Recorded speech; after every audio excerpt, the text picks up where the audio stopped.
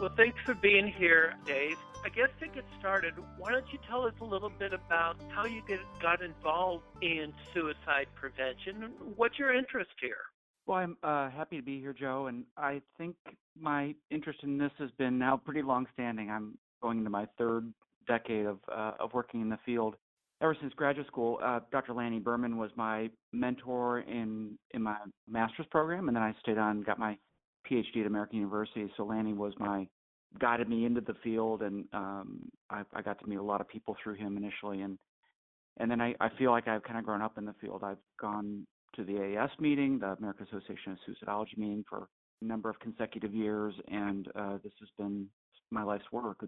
I didn't really set out to become a suicidologist or a suicide prevention person. I sort of backed my way into it, but once I found it, to me it was sort of the perfect field because we could do important work, especially on the clinical side of things, make a difference, hopefully save some lives along the way. So it's been, for me, a really compelling line of work. I have followed your work ever since I got into the VA back in the early 2000s. And at that time when I joined the VA, we were doing some research on CAMs.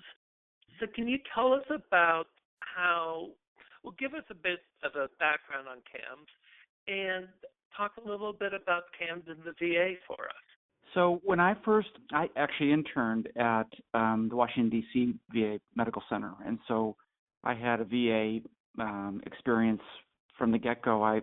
My first traineeship, in fact, was a summer placement in 1984, so I've been involved in VA mental health care for a long time.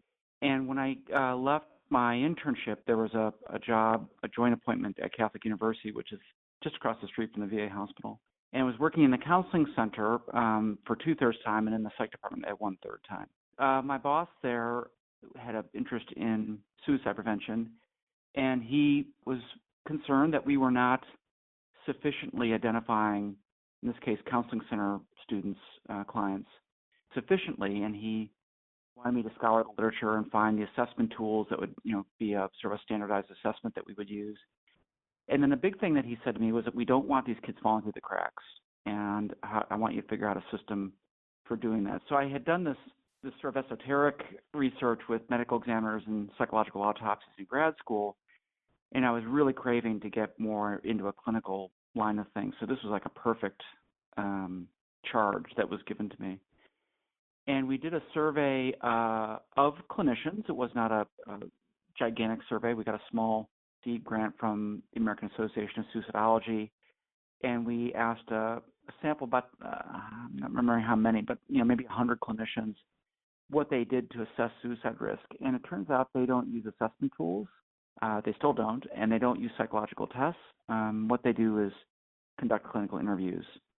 And there's actually a really interesting literature on clinical interviews and clinical judgment and how much better assessment tools do than clinician gut judgments, work by Paul Meehl and others, actually.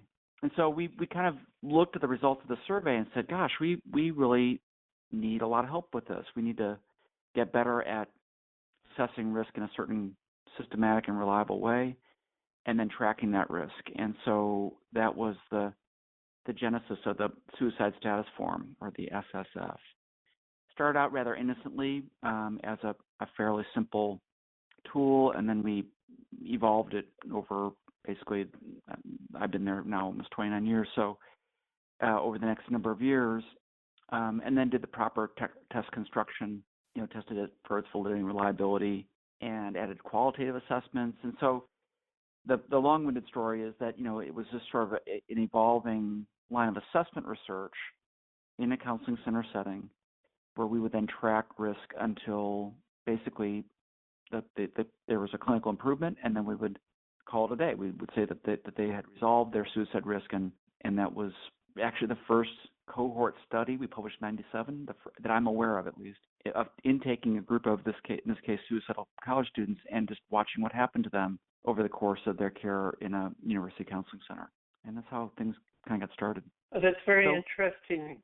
Oh, go ahead. I'm sorry. I did that for a number of years, and there was some initial interest in VA.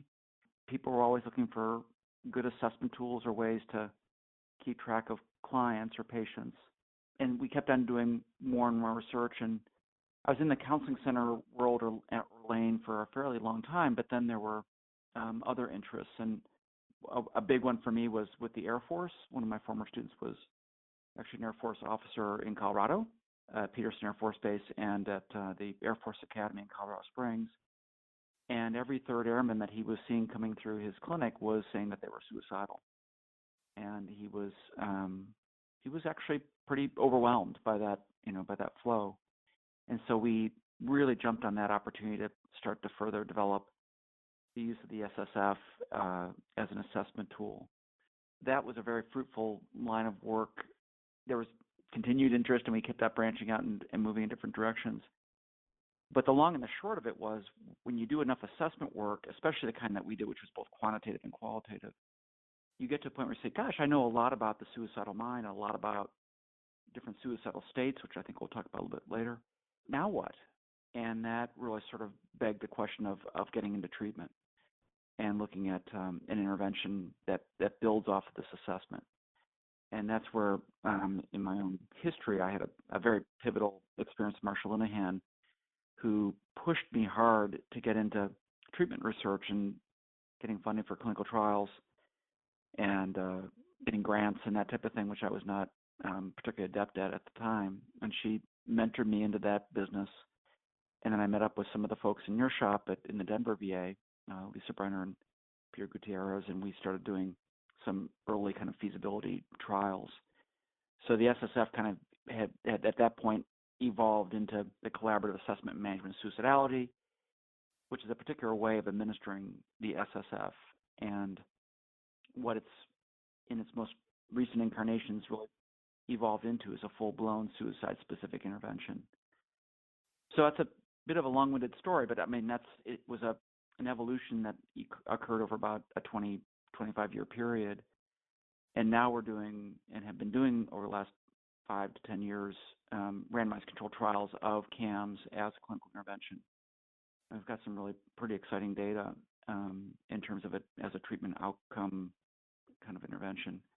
Along the way, VA has been interested. I did a sabbatical and a couple sabbaticals ago with the support of the central office in the Canandaigua Center of Excellence to do a large-scale training of CAMS in Business 7, which are the medical centers in Alabama, Georgia, and South Carolina.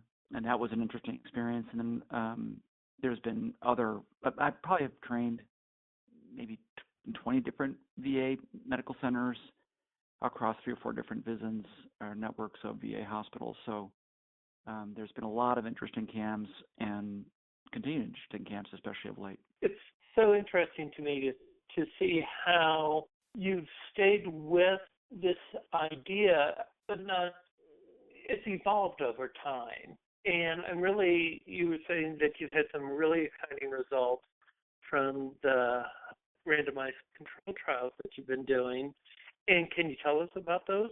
Sure. So, a lot of the initial clinical trials were not randomized. So we had a counseling center study that was non-randomized. We had this Air Force study that had a comparison control group naturalistically, but with no randomization. There were a couple of studies in Denmark. The Danes are very excited about CAMS, and it's interesting, they're very psychoanalytically oriented. So because CAMS is a framework, it accommodates different theoretical orientations and different kinds of techniques and disciplines.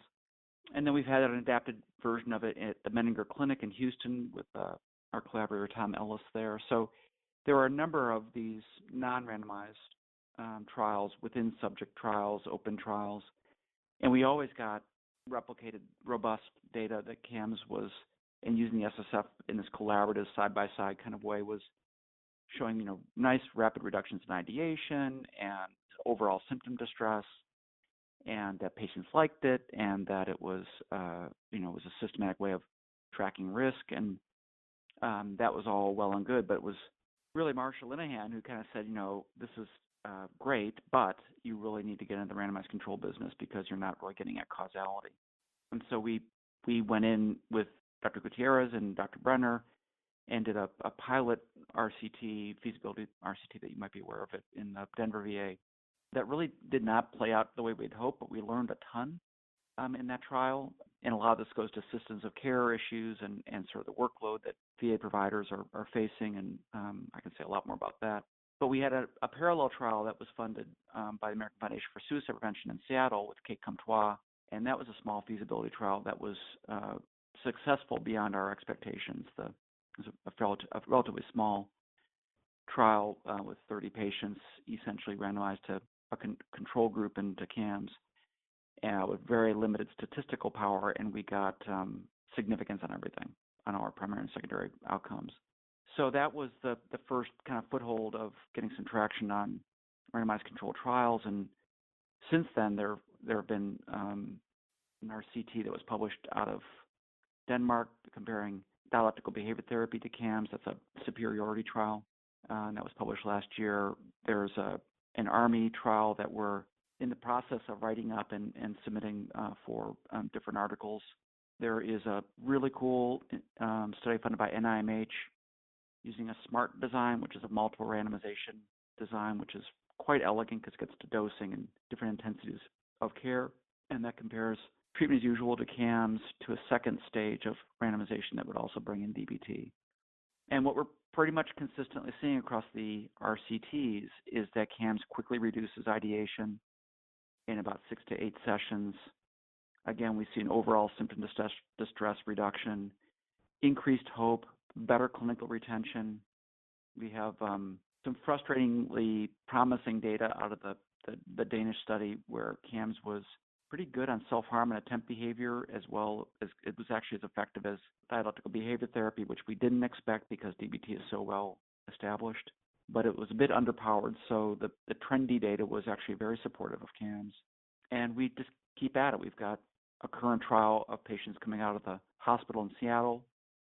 There's a trial that's ongoing in Norway by colleagues in Oslo, and a new trial that just started up in Germany, Mariam Sentel's group, and that's an inpatient version of CAMS, a well-powered RCT. So we really have been immersed in the clinical trial endeavors of late, and we really see now some coalescing of some of that data in exciting ways.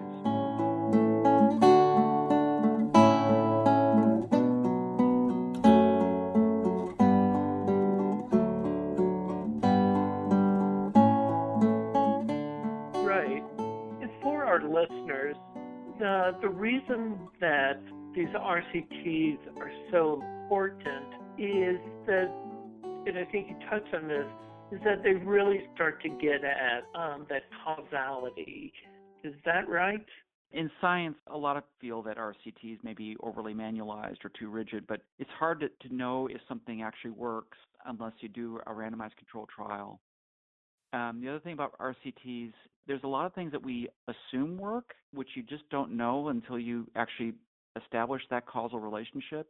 And the other thing which never occurs to people is that things could be harmful. And RCTs help you understand you never want to be doing harm, but RCTs help us understand what not only is effective in a causal way, but what actually might not be helpful or even harmful. So it's not the only way of knowing, but in science it is the gold standard. If we're trying to prove a new medication works or a new psychotherapy works, or in this case a suicide-specific framework, it's actually there's a reason why there are so few of these, is because they're very difficult to do. They take a fair amount of money. Institutional review boards are very wary of these studies because of the perceived liability and the risk involved. And just publishing like our initial RCT within the Seattle study, what's called the next day appointment study, does not get you into empirical validation. You really need this independent lab to also demonstrate a causal impact. And we kind of got that with the Danish study. But you really need replication, and you really need big samples that are well powered to get a big effect. And so it really requires, a number of studies. And in the suicide prevention field, a lot of people don't know that there are not many proven effective treatments. There are probably maybe 20, 25 studies that have shown interventions that have worked, and a number of those have not been replicated. So when you're talking about replicated randomized controlled trials, the interventions with the best data are dialectical behavior therapy, which is number one. There are two forms of cognitive therapy, one coming out of Aaron Beck's lab called Cognitive Therapy for Suicide Prevention, or CTSP, and another one coming out of from David Rudd's work with Craig Bryant, which is called BCBT, or Brief Cognitive Behavioral Therapy.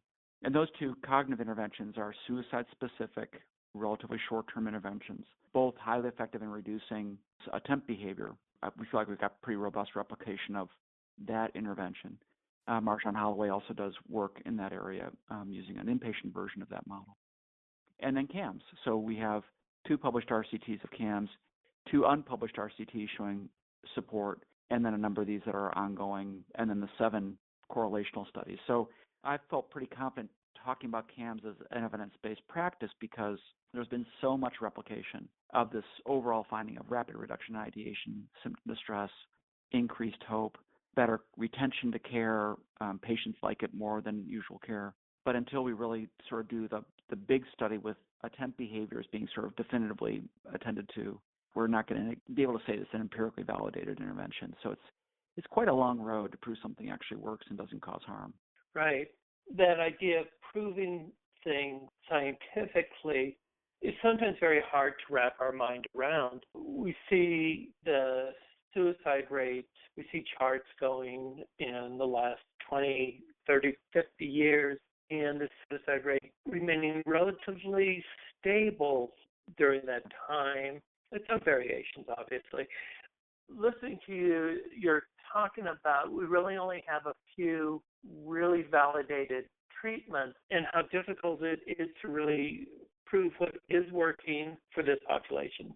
So would you say we're really still at the early stages of proven treatments?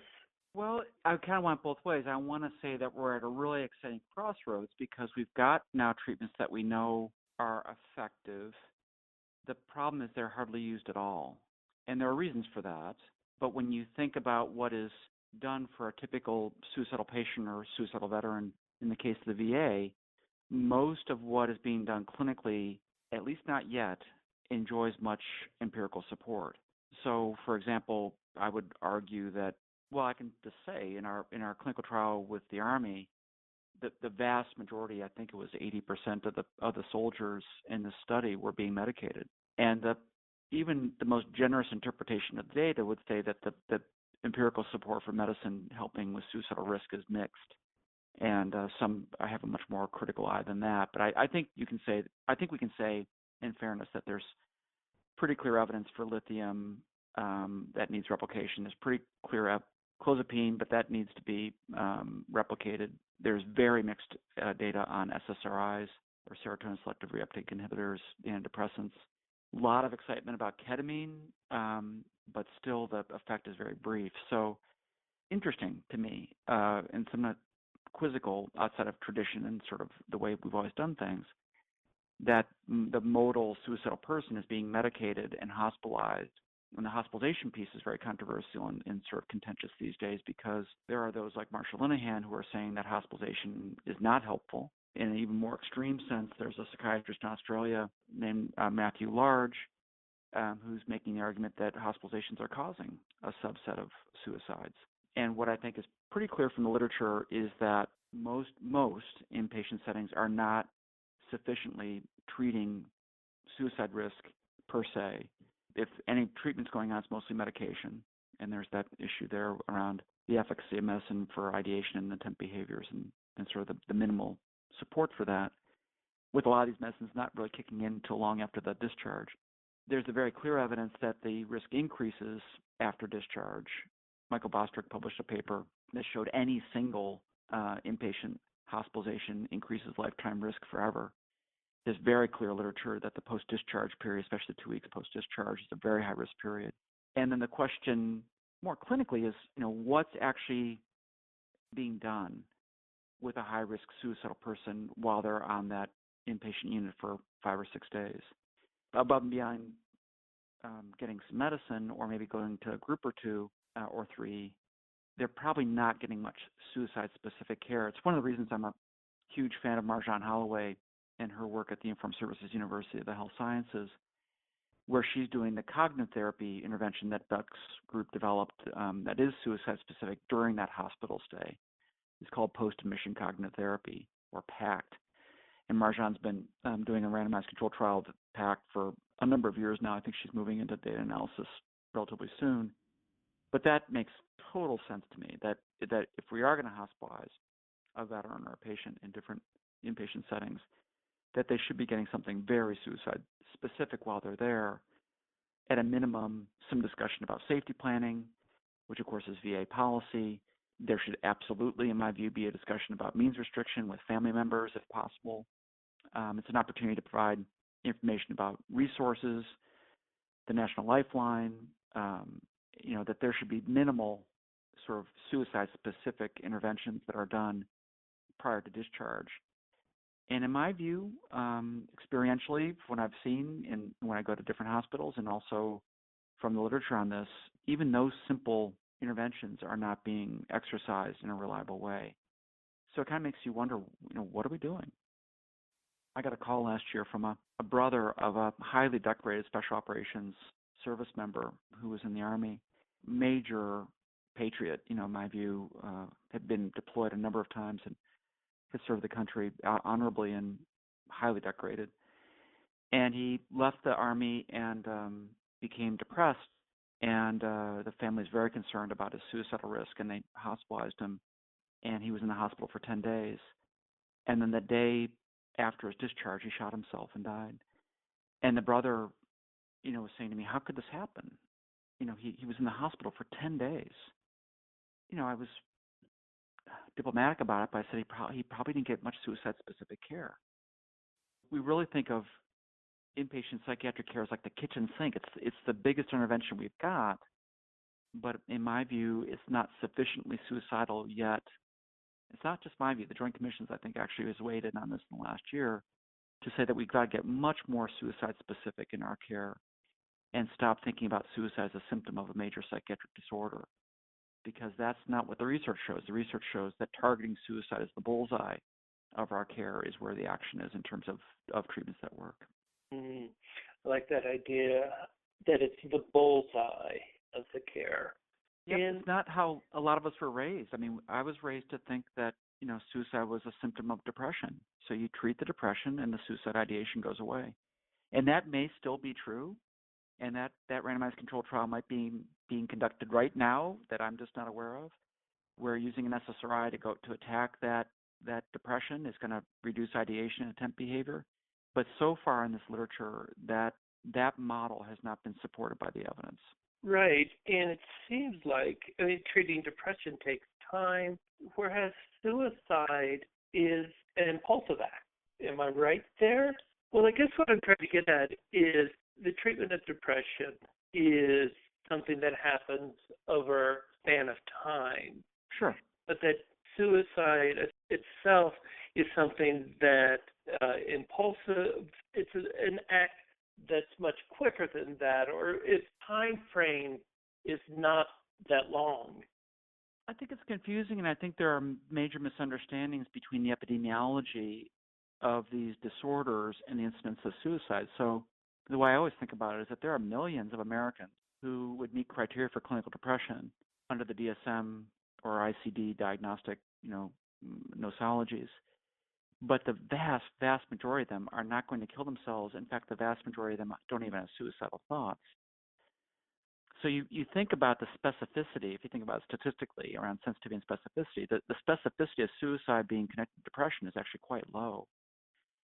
And so it may be necessary but not sufficient. The fact of the matter is that most depressed people are not suicidal. And so there's this, I think, a large misunderstanding that all suicides are by depressed people. And if we think of 120 Americans will die by the end of today, a subset of them, depending on who you read, 40%, maybe 50%, may be clinically depressed. But that doesn't include all the bipolars and schizophrenics and anxious patients and those with substance abuse or personality disorders. So it's just not true that depression and suicide are synonymous. There's a correlation, but it's just not, getting back to the causal discussion, that if depression caused all suicides, we'd have a lot of dead people. And so that's the tricky thing about suicide is it's nonpartisan. It attaches to anxiety disorders and PTSD and relationship conflicts. That loops back to a point that I think is especially exciting about CAMS is that in the CAMS model, we don't tell the patient what needs to be treated. We actually solicit from the patient what they think is the root cause of their suicidal struggle. And in the CAMS model, we call these drivers. It seems so simple, but it's actually kind of a radical notion that at the really critical stage of treatment planning in the CAMS framework, I'll say to you, Joe, now having reviewed, all the things that we've discussed about your struggle, what do you think are the two reasons for having to take your life? What are the two problems that put your life in peril? And a remarkably small percentage of people say my depression. It's remarkably small, maybe 10, 15, 20%. About 40 to 50%, depending on the population, are going to say my girlfriend dumping me or my commander disciplining me. The vast, vast majority of the drivers that we identify in CAMS are relational. And then what follows from that is issues of vocation. And what follows next are issues of the self. Symptoms of depression or anxiety or bipolar illness or psychosis, it's there, but it's not a leading candidate in our driver research. And that surprises people. And the thing about it that's, to me, sort of magical is that patients really like being asked. Instead of me telling them, okay, we've got to treat your depression, and so we're going to do CBT and add an SSRI, and we're going to attack your depression to make you no longer suicidal. We create the conditions for the patient to basically be, we call it a co-author of their own treatment plan, but to basically say, well, I can't bear to be deployed again, or I can't stand that my VA benefits are not coming through, or that my compensation pension exam has been delayed again. And in our VA population, a lot of this can oftentimes be linked to their service and their care in the VA, or the support that they're getting from their disability, if they've got a disability. So a lot of it's very situation specific, and the beauty of it, Joe, is a lot of it's really treatable with medication or with psychotherapy or couples therapy or group. And so it's not like we don't know how to treat these drivers, but it's, in my view, kind of presumptuous to know what's best for the patient. Although you and I went to a lot of schools to do this, when the sort of the gold mine is just simply asking the patient, and they'll tell you. So simple to Yeah. put the patient at the center. Yeah, it shouldn't be rocket science. But what I think is also interesting about it in our research is that a lot of times we watch a lot of videos, obviously, of clinicians trying to do CAMS adherently in our clinical trials. And a lot of times you'll see the patients say, well, my depression and anxiety are my two problems. And what we do in CAMS is take that at face value, but also say, well, what exactly makes you depressed? And they'll say, well, the fact that, I was sexually assaulted last year. And it brought back all my memories of when I was abused by my uncle when I was a little girl. And, so it's so much more profound to focus on that trauma or that history than to sort of take at face value depression. But a lot of times the patients think that's what we want to hear. So there's that piece of it, is that we've been acculturated to thinking, the whole field has been, and I'm not trying to be a know-it-all about this, but the whole field is acculturated to the idea that a suicidal person belongs in the hospital and needs medicine, that MDs and PhDs and social workers and clinicians of every stripe know what's best for the patient. But in our approach to this, we say, gosh, the secrets lie within the patient themselves. And the big thing about CAMS is getting out of an adversarial relationship over the issue of suicide and getting into a collaborative relationship, and then really engaging the patient to say, you're the gatekeeper of the secrets of what put your life in peril. If you can share with me those problems and issues that put your life in peril, by God, we have a half a dozen things to treat those issues. And for a lot of suicidal people, they're surprised that we're so good at treating PTSD, or we're so good at helping people find jobs or get vocational rehab or counseling. And when we sort of throw a bunch of interventions at these drivers, invariably that act alone engenders hope that we can treat the things that put you at risk. And so in CAMS, we kind of switch that up and create a different dynamic, and the patients like it. And yet In the grand scheme, CAMS is used very rarely. DBT is used very rarely. CTSP and DCBT are used very rarely. And so it's a bit of a systems issue and a bit of a systems challenge that it's hard to imagine how we're going to save lives clinically, and that's not the only way to save lives in the grand scheme of things. As you notice, we've got sort of a stubborn rate that refuses to go down and actually is a bit on an increase. But the clinical part of it is that the lion's share of interventions that we're using are not proven to work, and these ones that are proven to work to some extent are so rarely used.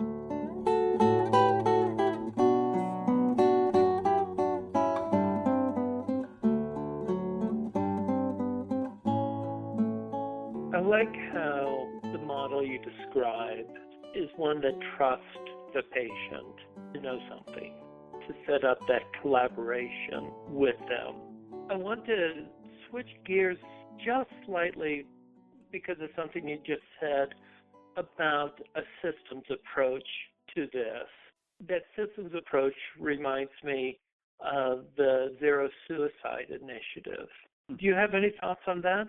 I do. So I was a member of the Clinical Care Task Force under the Action Alliance, which is the federal public-private partnership that has 11 different task forces, at least last I checked.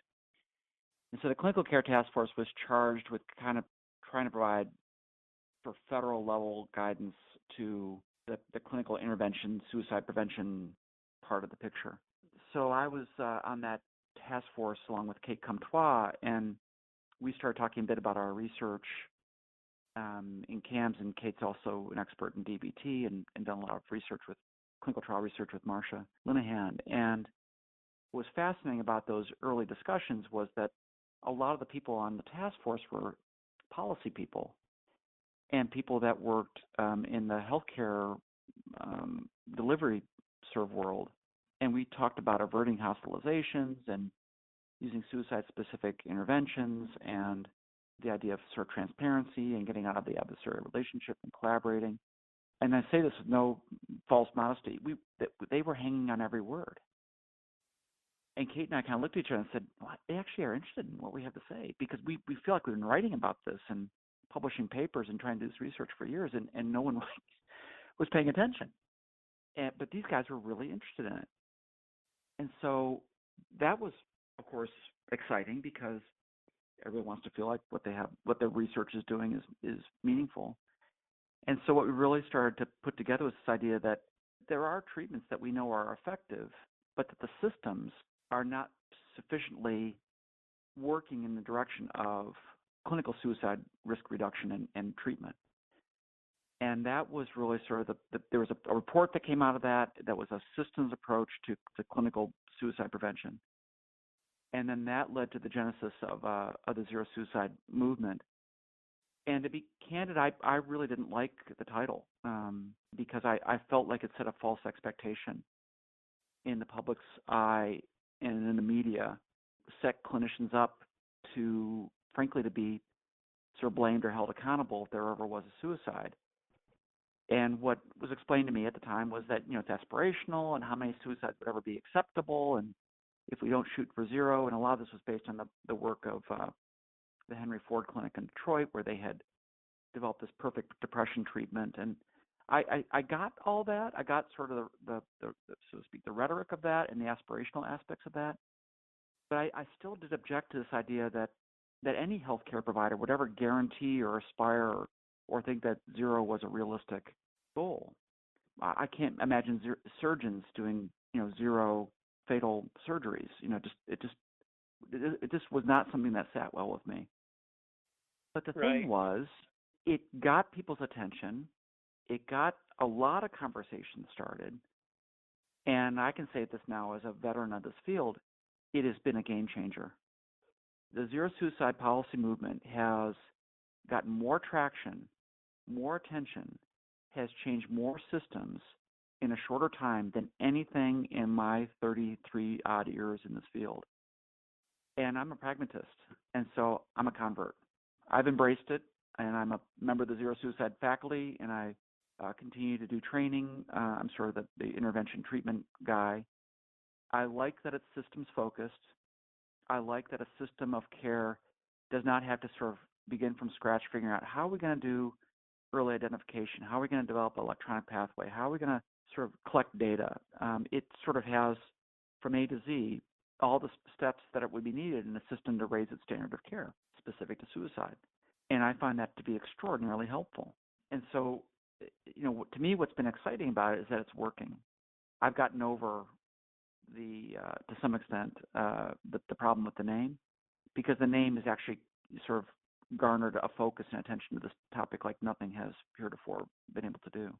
My personal credo is best possible care, and that's in our training company. That's our motto: best possible care, because I think that we can deliver that in a reliable way. We can deliver evidence-based assessment and evidence-based intervention, and we know it's effective. It's not perfect, and it's still growing, evolving. But that's something I feel I can jump up and down and say, yep, I can relatively guarantee a reliable delivery of solid, thoughtful, evidence-based assessment and treatment. But evidence-based, that's the idea of that notion is compelling. As something like zero suicide. There it is. I've come full circle on it, and we really are seeing it making a difference. Not just in the U.S. I was in Australia, a month and a half ago, a couple months ago, where it's being rolled out in the Asia Pacific region in Australia. There's a big foothold in the United Kingdom and in Ireland. So it is a game changer in the field of suicide prevention, and I'm on board. Oh, that's great. Really something that we want our audience to hear so that they can come full circle. If they're feeling like this is the idea of zero suicide is too frightening, or I feel blamed by it, getting around that, finding a way around that, and seeing the success of it. That's really great to hear you talk about it. Yeah, I think your best defense from the natural finger pointing and litigation and root cause analysis or malpractice, wrongful death, tort litigation is to do good practice. If your documentation is sound and you're using assessments that are evidence-based and you're using treatments that actually work, it's hard for any plaintiff's attorney or inspector general or people that are sort of doing quote unquote doing a witch hunt, to really find much fault. We've had cases in CAMS where there have been tragically, heartbreakingly, fatal outcomes where basically family members have gone to pursue litigation. They produce the record with all these SSFs of a very suicide-specific intervention and treatments that were specific to the suicide risk and the tracking the risk until it resolves. And basically the plaintiff's attorneys just sort of like say, well, oh well, because they can't really demonstrate negligence. They can't really say there wasn't a sufficient assessment of suicide. The treatment plan wasn't sufficiently focused on suicide. They dropped the ball. And so, from a litigation or root cause analysis standpoint, if you're doing superb work, if you're doing DBT or BCBT or CAMS, you're doing something that we know works. I'll testify at your trial. I mean, because what more can we do really? But things that work and have been proven to work, but that's still such a rare thing in the grand scheme of things in the mental health world. So that's really the uphill battle, is the fact that we do know things that work that are used so rarely. And I don't say it grudgingly. It's hard to change decades of care. The asylum movement was a philosophical and social breakthrough in Europe when it was first conceived. Moving the lunatic from sort of the fringes of society and from prisons and from these sort of awful ways that mentally ill people are treated into what was meant to be a kind of a sanctuary. And of course, we don't think of asylums as sanctuaries, but they were truly historically well intended. What we saw was the evolution throughout Europe and into the UK, and then ultimately coming across the pond to a model where mentally ill people lived in mental institutions, psychiatric facilities for many years. When I was first in the field and I was a psych tech working in a psych hospital, the patients there, it's a private facility out in Virginia, they were hospitalized for 6 months, 10 months, 3 months without batting an eye, and you didn't have to be suicidal to be admitted. So, when I think of my 30 plus years of professional lifetime, that we're now down to lengths of stay in the 5 to 6 day range, with the modal stay probably being 2 or 3 days, where there's very limited treatment going on. It's extraordinary. It's an extraordinary change of what was the status quo for decades. It is daunting, and I'm not discouraged, but the fact that so few people use treatments, and we're talking life and death, is sometimes discouraging, but also a challenge. That if we want to save lives, we've got to do things that actually work, and there are a handful of things that work, and we should be using them more. We've got these treatments, and moving them from we know they work to let's get people to use them is not something that really ever happens overnight. And we like to think that as soon as penicillin was developed, the next day everybody who needed it was getting it. But that's not always the way it works, is it? No, Alex Crosby at the CDC has said that it takes 17 years, I believe it's 17 years, for a published paper of a randomized controlled trial, something that's effective, to actually become part of routine practice. And you can pretty much, actually to the year, see the first paper that Marshall Linehan published on dialectical behavior therapy, and the pervasiveness of DBT today relative. I want to sort of contradict myself, because DBT is a fairly well-known treatment around the world, still not widely used, pretty labor-intensive, obviously, but robustly proven in the literature, the research literature. But it took the better part of 20 years for it to become an established treatment.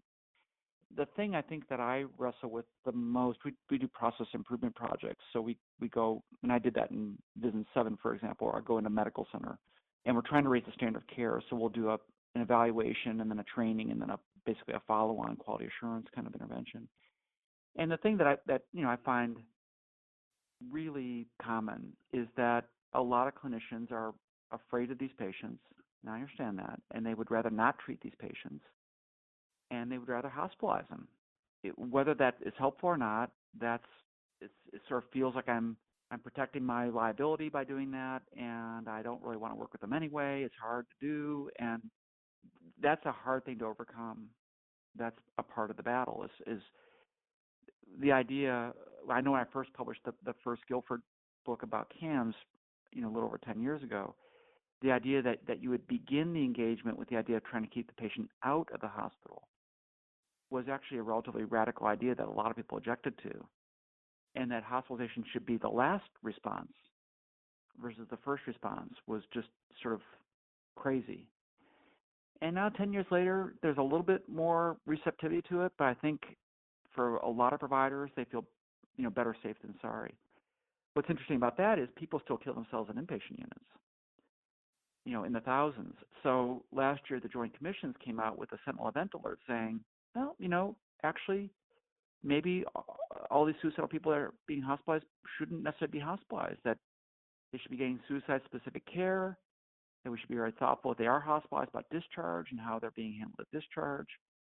And so the Joint Commissions is basically saying they're sick and tired of suicide being a leading sentinel event, almost always in the top 5, of bad outcomes, obviously really bad, tragic, fatal outcome in healthcare environments, including inpatient care, where we are supposed to be able to keep people safe. And that is not meant to be disrespectful to anybody listening that works in patient care. I think that there's a lot that we can do within those environments to decrease risk and need to environmentally.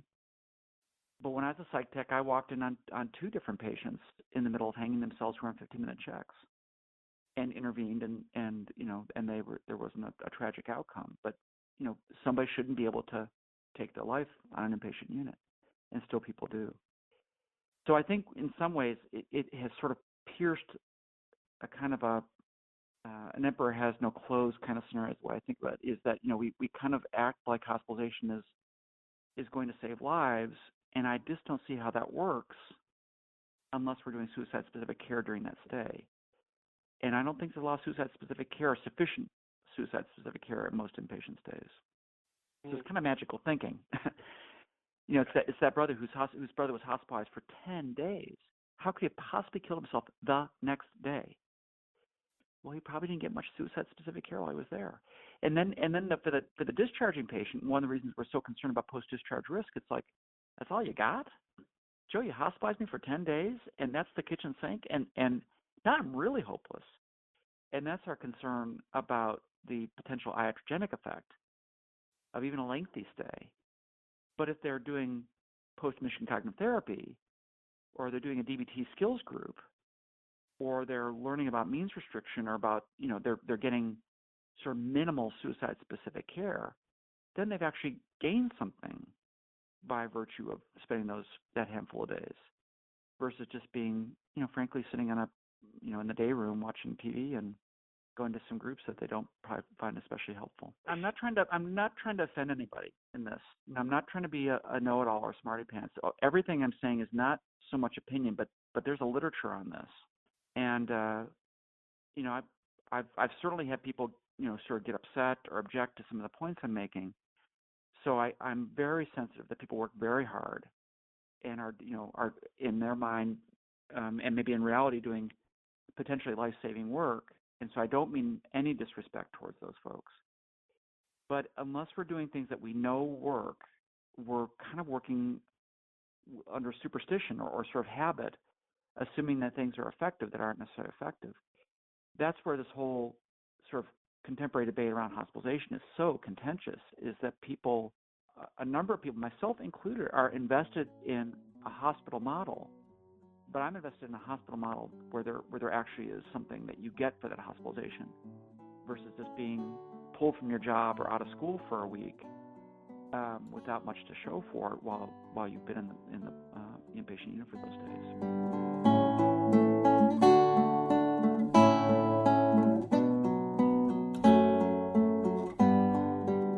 Drive that point home when you talk about quality improvement and this idea of constantly looking at how can we make these situations better? How can we make the process that we're working on better? How can we improve it? It's not so much, we're not blaming folks.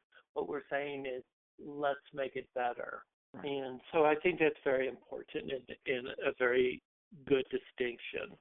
The next area that I want to touch on or give you a chance to talk about is exciting work that you see coming up. So to me, it sounds like on the horizon, you see some very exciting things coming up. Can you talk about those? Love to. So a big thing that my lab is especially focused on is things that any clinician listening to this knows, is that not all suicidal people are the same. And are there reliable ways of establishing different kinds of suicidal states?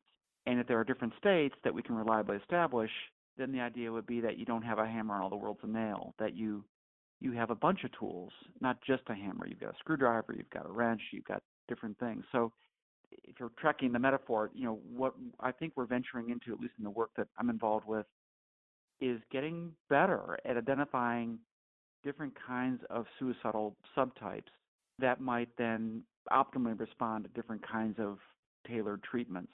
We do that within CAMS because the nature of the way CAMS works, by having the patient define their drivers, I might be using a range of treatments, anywhere from behavioral activation to insight-oriented psychotherapy, to group therapy, couples therapy, CPT, EMDR. I mean, whatever might work to treat drivers is basically accommodated within the model. But the real thing that I'm most excited about these days is recent research that we've been doing at the University of Nevada, Reno, using a SMART design, which is actually an acronym for a sequential multiple assignment randomized trial. And so in a SMART design, you actually have an initial randomization, which is referred to as stage 1, and you watch the response, and then there's a second randomization.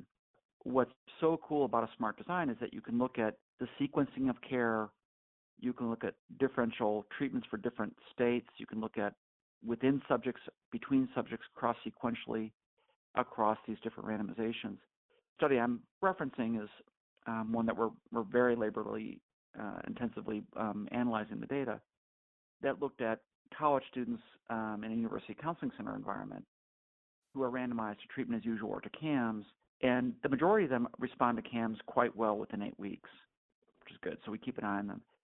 But those who don't get randomized again, and they get randomized to either 16 weeks of CAMS or 16 weeks of dialectical behavior therapy.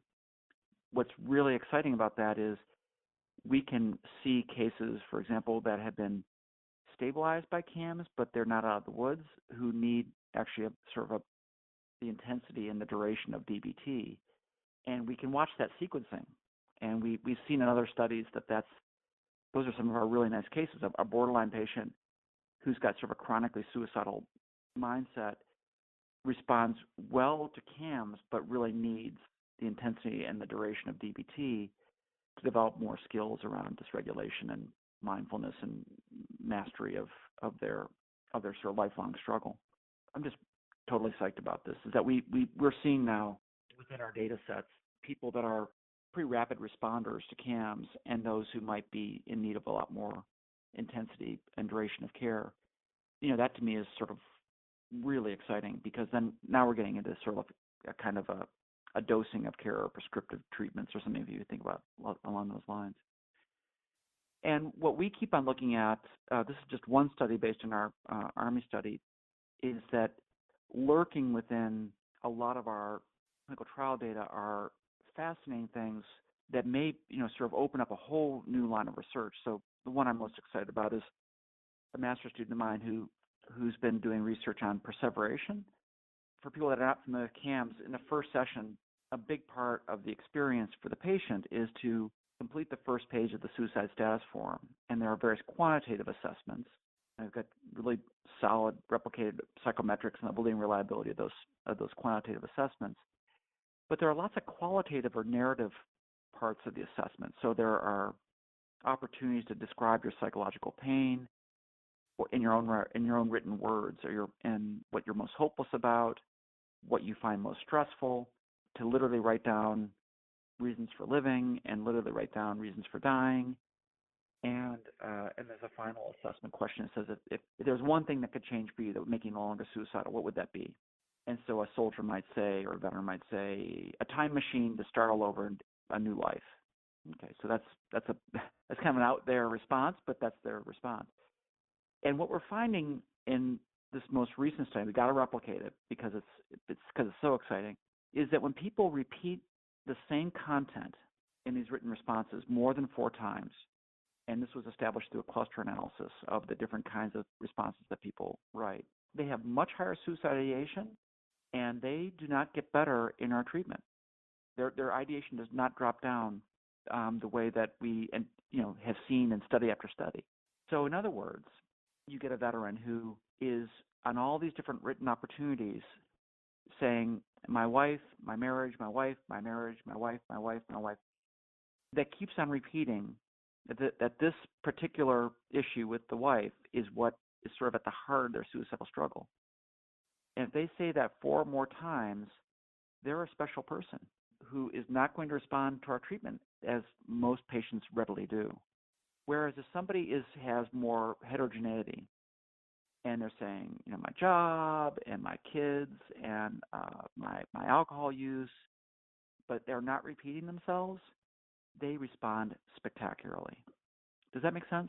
It does make sense, and I think it's really interesting. It moves us into this new area of looking at how treatment is working as we're delivering it. And I can't help but think about a cancer treatment, really, where in the early days we had one approach, and we did that one approach no matter what kind of cancer it was, in the hopes that it would work.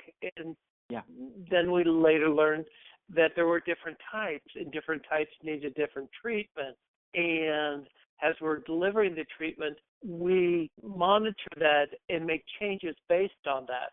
Is that what you're getting at here? That's precisely what I'm getting at, is that there are, I would contend, ways of delineating or sort of revealing different kinds of suicidal states that do really require not a one-size-fits-all approach. And when you think about a perseverator, it's kind of like what Steinman was talking about 30 years ago when he talked about psychological myopia. They have funneled down, if you think of it sort of like a a visual test. They have funneled down into this one issue, and they can't see anything else. And there's probably a neurological element to this where they're using the same nerve, they're using the same route, neurologically. It's a well-worn path, and there's not much branching, or there's, it's a rut. It's kind of a neurological rut. If I'm the CAMS provider and I've got a veteran that's sort of locked in like this, and you're my social worker who's an expert in couples therapy, well, to treat this, we may well put my patient and his wife into couples therapy, because we can save the marriage, maybe we save the life. However, if the marriage is doomed and this person can't imagine a life without his spouse, that could be a very lethal scenario. And so what we're wrestling with is, if somebody is that sort of locked in a neurological rut or this kind of myopia, how do you treat that? How do you sort of break that up or get them thinking differently? But just at the cross-sectional level, the idea that you can have somebody in 20 minutes fill out the SSF, and that we can differentiate a sort of what we call a repetitive, or we're referring to it as a extreme perseverator, versus someone who has more heterogeneity in their written responses, and now have an expectation, which you got to replicate, that these two are going to respond quite differently to treatment. That's a really exciting kind of thing, and that's what we're really after in the work that we do. Mm-hmm.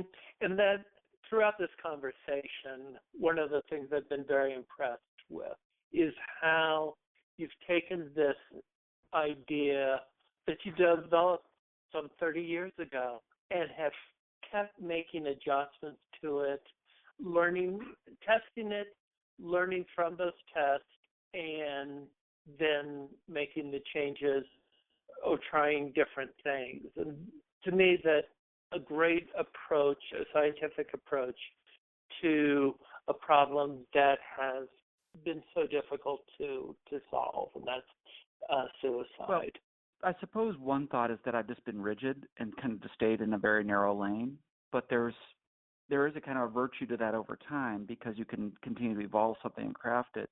And then the other thing I might add is that, when you accumulate enough data about what this thing is and people are aware of what it is, I can get, a colleague approaching me with the idea of a whole new intervention that you could do in an emergency department, which is this project that I'm doing with Linda Miff, which is developing an avatar or a relational agent on a tablet for a veteran that's going to come to the emergency department, who's typically going to wait 2, 4, 6 hours to see the resident or the attending. And that experience of sitting in the emergency department, which is typically a pretty chaotic environment, and if I'm a smoker, I'm probably going through severe nicotine withdrawal, frankly not that therapeutic if you're highly suicidal. Linda had this idea of using that window of time as an opportunity to do an avatar intervention. And she wanted to name it after me, and I went along with this, but the idea is that Dr. Dave will engage you as an avatar in a highly modified version of CAMS for the next hour or so, such that when your attending does show up, the avatar engagement will generate a report based on everything I just described to you, Joe, which is the kind of suicidal risk that we've been studying and learned about, with ideas about your disposition. This got funded by NIH in a Small Business Innovation Research Grant, and we're just wrapping up the proof of concept phase 1, and have done a number of focus groups. And it turns out that many patients actually like and or prefer dealing with an avatar on a computer than actually dealing with some of us as providers, especially around shame-inducing topics like abuse or substance abuse or suicide. And so I show that as an example of, I've stayed in my lane, and I appreciate your feedback on that, because I think there's been some virtue to that. But by virtue of having sort of stayed and evolved in that direction, there's now these innovations that can be introduced that take, in this case, CAMS in a direction I could have never dreamed of 3 or 4 years ago, where there's this, this avatar of me engaging the patient. The other really cool thing about that intervention is that we're also using peer bridgers, and of course the VA is huge on engaging consumers and obviously paraprofessionals as adjuncts to clinical care. So you can engage with Dr. Dave. You can engage a peer bridger that has described to you their story of having gone to the emergency department, perhaps being hospitalized. Another option is that there's a self-soothing sort of mindfulness-based exercise, and you can do all three of these things, in the 5 or 6 hours a day when you see the doctor. So it has the potential to really scale up an ED-based intervention that would really significantly supplement what the doctor in the ED is going to do dispositionally with you. And then the idea would be if that's a successful experience and they're sort of embracing the model and it seems to be helping, you might avert a hospitalization. And in the course of averting that hospitalization, Dr. Dave could then send you carrying texts or carrying emails or even carrying phone calls in an automated form after you leave the ED. And there's a literature on non-demand caring follow-up. So I love the idea that that there's so much energy and excitement with technology. I'm an old guy, so I don't really think this way, but I love having collaborators that can kind of take things into a new direction, a new level. And I think the VA and DoD are especially enamored with a lot of these technological applications. And I think with cause, they're going to be cost effective. Many of them have emerging or even fairly well-established evidence. And it really takes us to another level and hopefully, makes a difference. I think it does. I think it will. Dave, we've had this wide-ranging conversation, and I really want to say that I appreciate you taking the time to talk with us and our audience today. Is there anything you'd like to, well, let me say before that, is we're really going to look forward to having you back where you can tell us about some of these things, some of the RCTs, some of these exciting new directions, so that you can come back and give us an update on what's happening with them. Any final words for us? No, I'm a fan of these podcasts, so I'm always happy to come back. I think it's a great forum, and hopefully for the clinicians out there, especially VA clinicians who are near and dear to my heart, I hope you don't get discouraged. You don't hear a lot of good news stories about VA or DoD, but I always say, reporters don't really care to hear about this, but I say there's no organization in the world doing more for suicide prevention than VA and DoD.